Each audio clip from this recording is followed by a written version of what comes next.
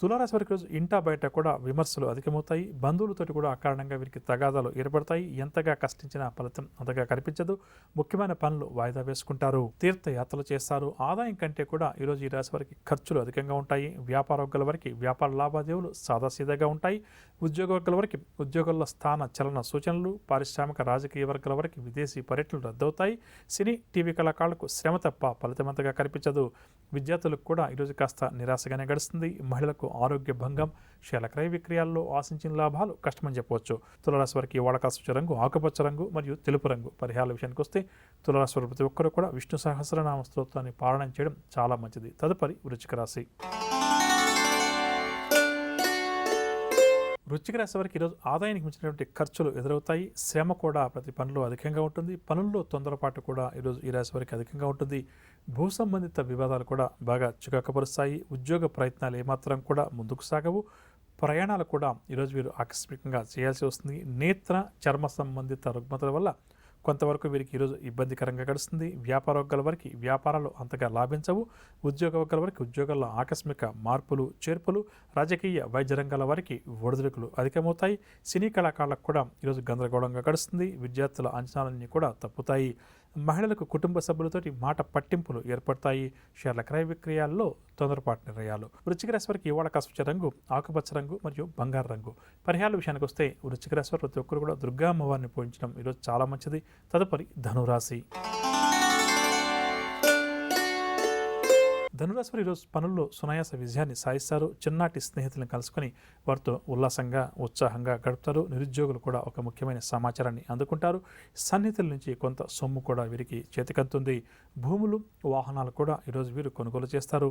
ఎంతో కాలంగా వేధిస్తున్నటువంటి ఒక సమస్యకు చక్కటి పరిష్కారం కూడా వీరికి లభిస్తుంది.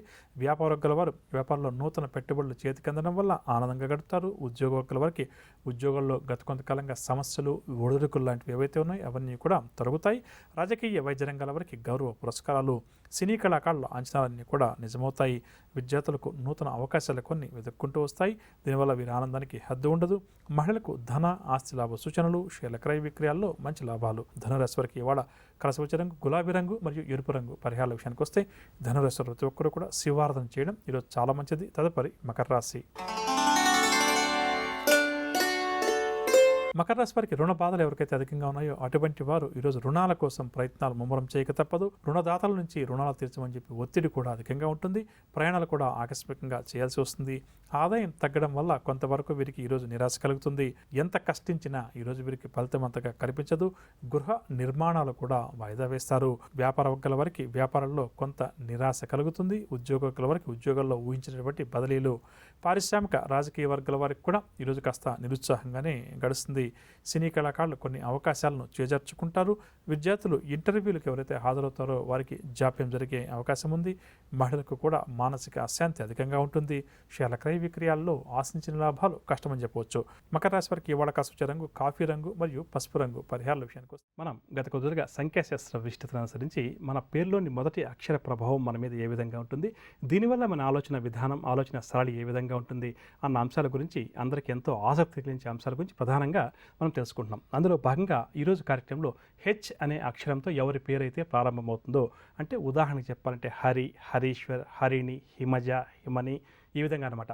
వీరి యొక్క గుణగణాలు ఏ విధంగా ఉంటాయి, వీరి యొక్క ఆలోచన విధానం ఏ విధంగా ఉంటుంది అన్న అంశాల గురించి తెలుసుకునే ప్రయత్నం చేద్దాం. ప్రధానంగా హెచ్ అనే అక్షరంతో ఎవరి పేరైతే ప్రారంభమవుతుందో వారు ఉన్నతమైనటువంటి కోరికలు కలిగిన వ్యక్తులుగా వీరి గురించి ఒక్క మాటలో చెప్పవచ్చు. అంటే ఏ వృత్తిలో ఉన్నప్పటికీ, వ్యాపారంలో ఉన్నప్పటికీ కూడా మంచి స్థాయికి ఎదగాలి అని చెప్పేసి మంచి కోరికలు, మంచి ఆశయాలు కలిగిన వ్యక్తులుగా చెప్పవచ్చు. తమ సొంత ప్రయోజనం కోసం, తమ అనుకున్నది సాధించడం కోసం వీరు ఏ పని చేయడానికైనా సరే సిద్ధంగా ఉంటారు. అంటే వీరి మనసులో ఏవైతే కోరికలు ఉంటాయో దాన్ని సాధించడం కోసం ఎంత కష్టానికైనా సరే సిద్ధపడుతుంటారో, అవసరానికి మించినటువంటి చాకచక్యాన్ని, నేర్పును, ఓర్పును కూడా ప్రదర్శిస్తుంటారు.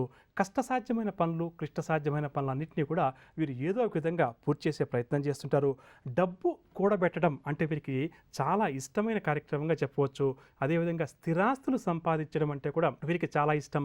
బంగారు నగలు, ఆభరణాలు అంటాం కదా, వాటి మీద కూడా ఎక్కువగా వీరు పెట్టుబడి పెడుతుంటారని చెప్పవచ్చు. అంటే వీరి సంపాదన ఎంత మొత్తంలో ఉన్నప్పటికీ, అంటే 10,000 రూపాయలు నెలకు సంపాదించినప్పటికీ, 10 లక్షల రూపాయలు సంపాదించినప్పటికీ కూడా ప్రధానంగా ఏంటంటే వీరు భవిష్యత్తులో రాబోయేటువంటి అవసరాలను దృష్టిలో పెంచుకొని పొదుపు చర్యల కోసం ఎక్కువ కూడా కష్టపడుతుంటారు.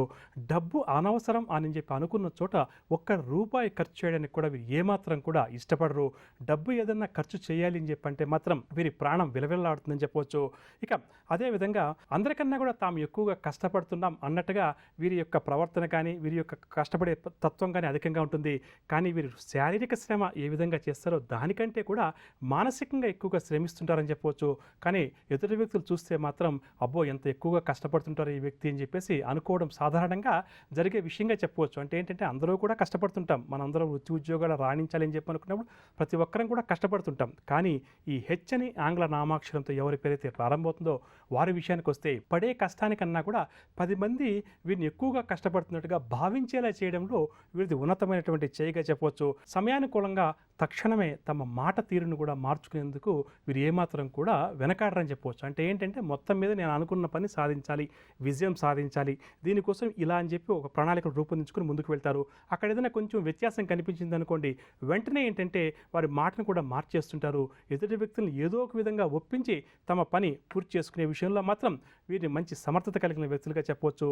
కానీ ఎదుటి వ్యక్తులు వీరిని చూస్తే మాత్రం చాలా అమాయకంగా ఉంటారు. అయ్యో వీరికి ఇంత తెలివితేటలున్నాయా, నిజంగా కూడా వీరు ఈ విధంగా ఆలోచన చేస్తారా, నిజంగా కూడా వీరు ఈ విధంగా మాట్లాడతారా అని చెప్పి అనుకుంటున్నారు. కానీ నిజంగా చెప్పాలంటే వీళ్ళకి తెలివితేటలు చాలా ఎక్కువగా ఉంటాయి. కాబట్టి సమయాన్ని బట్టి సందర్భాన్ని బట్టి పట్టు వీడుపంటాం కదా, అది వీరి దగ్గర మనందరం కూడా చూసి నేర్చుకోవాల్సిన అంశంగా చెప్పవచ్చు. అంటే చూడడానికి అమాయకంగా ఉంటారు, అరే ఈ పని వీరు చేయగలుగుతారా, నిజంగా వీరి నోట్లో నాలుక ఉందా, ఎదుటి వ్యక్తులతోటి మాట్లాడగలుగుతారా అని చెప్పి మనకు సందేహం వచ్చినప్పటికీ కూడా ఎక్కడ ఎలా ఏ విధంగా మాట్లాడాలి, ఎక్కడ ఏ విధంగా తమ మాటను మార్చుకోవాలి, తమ ప్రవర్తన మార్చుకోవాలి అన్న విషయంలో మాత్రం నిజంగా కూడా మనందరం కూడా వీరిని చూసి నేర్చుకోవాల్సిన అంశంగా చెప్పవచ్చు. మంచి గ్రహణ శక్తి కూడా వీరికి ఉంటుంది. ఏదైనా చెప్తే వెంటనే అది నేర్చుకునేటటువంటి మనస్తత్వము, తెలివితేటలు కూడా వీరికి అధికంగా ఉంటాయని చెప్పవచ్చు. చాలా సందర్భాల్లో ఏంటంటే నాకన్నా తెలివి కలిగిన వాళ్ళు ఎవరూ లేరు, నేనే సరైన నిర్ణయాలు తీసుకుంటానని చెప్పేసి ఒక రకమైనటువంటి మొండితనం, అహంభావం అంటాం కదా, ఇది వీరిలో వయసు పెరిగే కొద్దీ కూడా ఎక్కువ అవుతూ ఉంటుంది. ఎందుకంటే విజయాలు ఎక్కువగా సాధిస్తూ ఎప్పుడైతే మనందరం వెళ్తుంటామో అప్పుడు ఏమైపోతుందంటే నేను తీసుకున్న నిర్ణయమే సరైంది, నాకు తెలియంది ఏం లేదు అని చెప్పి మనందరం కూడా అనుకుంటాం. అందులో ఈ హెచ్ అని ఆంగ్ల నామాక్షరంతో ఎవరి పేరైతే ప్రారంభమవుతుందో వారు మరీ ఎక్కువగా ఆ విధంగా ఆలోచన చేయడం వల్ల ఏమైపోతుందంటే కొన్ని సందర్భాల్లో వీరు తమ తెలివితేటల మీద ఎక్కువగా నమ్మకం పెట్టుకోవడం వల్ల కూడా దెబ్బతినే పరిస్థితులు ఉంటాయి. కాబట్టి కొంతవరకు జాగ్రత్త వహిస్తూ ముందుకు వెళ్తే వీరి జీవితం చక్కగా సాగిపోతుందని చెప్పొచ్చు. వారికి స్వార్థం కూడా కాస్త అధికంగా ఉంటుంది. ఏ పని చేయాలన్నా కూడా నాకేంటి అని చెప్పి మొట్టమొదటిగా ఆలోచన చేస్తారు. అదేవిధంగా ఎదుటి వ్యక్తులు చూస్తే మాత్రం అబ్బో వీరు ఎంత కష్టపడుతున్నారు అని చెప్పి అనుకునేలా కూడా వీరు నటించగలుగుతారని కూడా చెప్పవచ్చు. అంటే వీరు పడే కష్టం తక్కువ, కానీ ఎదుటి వ్యక్తులకు కనిపించేది మాత్రం చాలా ఎక్కువగా ఉంటుంది. అదేవిధంగా బుద్ధి తీవ్రత కూడా వీరికి కాస్త అధికంగా ఉంటుంది. ఎదుటి వ్యక్తులు ఏదైనా మాట్లాడినప్పుడు వెంటనే దాన్ని లోతుగా అధ్యయనం చేసి క్షణాల్లో ఒక నిర్ణయం తీసుకునేటువంటి తెలివితేటలు కూడా వీరికి స్వతహాగా ఉంటాయి. ఇక అదేవిధంగా ఎదుటి వ్యక్తుల్ని మాటలతోటి మభ్యపెట్టు, ఒప్పించు, ఏదో ఒకటి చేసి తమ కార్యాన్ని మాత్రం చక్కగా వీరు ఎదుటి వ్యక్తులతో పూర్తి చేయించుకుంటారు. తమ కష్ట సుఖాలు కానీ లేదంటే తమకున్నటువంటి సమస్యలు కానీ ఎదుటి వ్యక్తులు తొందరగా పంచుకోరని చెప్పవచ్చు. అంటే ఎప్పుడూ కూడా తమ మనసులోనే ఎప్పుడు కూడా వాటిని ఉంచుకునే ప్రయత్నం చేస్తారు తప్పితే తమకి ఈ కష్టం వచ్చింది, ఈ సుఖం వచ్చింది, ఈ ప్రమోషన్ వచ్చింది, ఇంత జీతం పెరిగిందన్న విషయాలు సాధ్యమైనంత వరకు కూడా ఎదుటి వ్యక్తులతో చెప్పే ప్రయత్నం చేయరు. రహస్యాలను ఎప్పుడూ కూడా దాచుకుంటారని చెప్పవచ్చు. దీనివల్ల ఏమైపోతుందంటే కొంతవరకు వీరికి స్నేహితుల సంఖ్య కానీ లేదా వీరిని బాగా ఇష్టపడే కుటుంబ సభ్యుల సంఖ్య కానీ చాలా తక్కువగా ఉంటుందని చెప్పొచ్చు. వీరికి బాగా నచ్చిన వ్యక్తులు, ఇష్టమైన వ్యక్తులు ఎవరో ఒకరో ఇద్దరో జీవితంలో మొత్తం మీద ఉండవచ్చు తప్పితే వీరికి పెద్దగా స్నేహితులు కూడా ఉండరు.